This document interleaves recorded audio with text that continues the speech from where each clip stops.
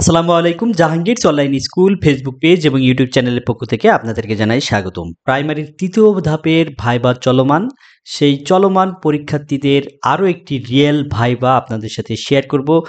এই real ভাইবাটি share করেছেন মাদারীপুর থেকে আবুল হোসেন। আ তার উপজেলা ছিল কালকিনি এবং পড়াশোনা করেছেন ব্যবস্থাপনা বিষয়ে। তিনি আমাদের ভাইবা ব্যাচ যে ব্যাচ, সেই ব্যাচের ভাইবা প্রার্থী ছিলেন। মোটামুটি তার ভাইবাটি ভালো হয়েছে।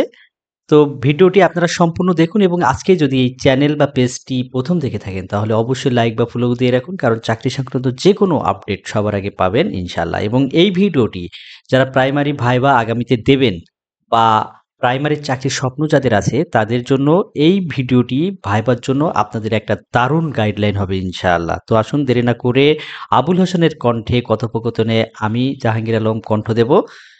তো শুরুতেই আমি স্যারের অনুমতি নিয়ে আ প্রবেশ করলাম। "স্যার ভিতরে আসতে পারি?" স্যার বললেন, আসুন।" আমি সালাম দিলাম, "আসসালামু আলাইকুম ওয়া রাহমাতুল্লাহ।" স্যার সালাম গ্রহণ করার সাথে, সাথে বললেন, "বসুন।" আমাকে বসতে বলার জন্য আমি স্যারকে ধন্যবাদ দিলাম। স্যার বললেন, "আপনার নাম কি?" আমি বললাম, "আমার নাম আবুল হোসেন।" স্যার জিজ্ঞেস করলেন, "আচ্ছা আপনি কোন কলেজ থেকে পড়াশোনা করেছেন?" বললাম, "স্যার আমি কালকিনি সৈয়দ আবুল হোসেন বিশ্ববিদ্যালয় কলেজ থেকে পড়াশোনা করেছি।" স্যার জিজ্ঞেস করলেন, "আপনি কোন বিষয়ে অনার্স করেছেন?" বললাম, "স্যার আমি ব্যবস্থাপনা বিষয়ে অনার্স করেছি।" এরপরে স্যার জিজ্ঞেস করলেন, "আচ্ছা আপনি এক্স ও ওয়াই এর থিওরি বলুন তো?" আমি কিছু বলার চেষ্টা করেছি। তখন স্যার বললেন, "থিওরি বলুন।" আসলে বিষয়টা আমার অত ভালো জানা ছিল না। আমি সাথে, সাথে সরি বললাম। স্যার বললেন, "আপনার সামনে একটা ইংরেজি পত্রিকা রাখা আছে। সেখানে রোহিঙ্গা বিষয়ের একটি কলাম পড়তে বললেন।" আমি পড়া শেষ করলাম। তো যারা ভাইবা প্রার্থী আছেন তাদেরকে কিন্তু ইংরেজি পড়তে বলতে পারে। সো এই বিষয়ে একটু কনশাস থাকবেন। ১ম এই আপনারা তাড়াহুড়া করে পড়তে যাবেন না। বিষয়টা ক্লিয়ার ভাবে পড়ার চেষ্টা করবেন। পড়া শেষ হলে স্যার পত্রিকা থেকে একটি শব্দের অর্থ জিজ্ঞাসা করলেন। এই শব্দের অর্থটি আমার জানা ছিল না। আমি সাথে, সাথে সরি স্যার বললাম। শব্দটি এই মুহূর্তে মনে পড়ছে না। এরপরে ম্যাম বললেন, "আচ্ছা ১৩ নম্বর অঙ্কটি করে দিন তো।" আচ্ছা, ওখানে একটি গণিতের শিট ছিল।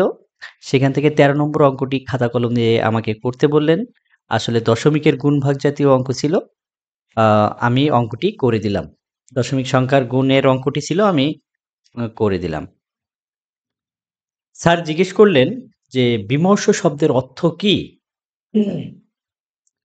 আচ্ছা, বিমর্ষ এটা বিশেষ্য এবং বিশেষণ ২ টা হিসেবেই হয়।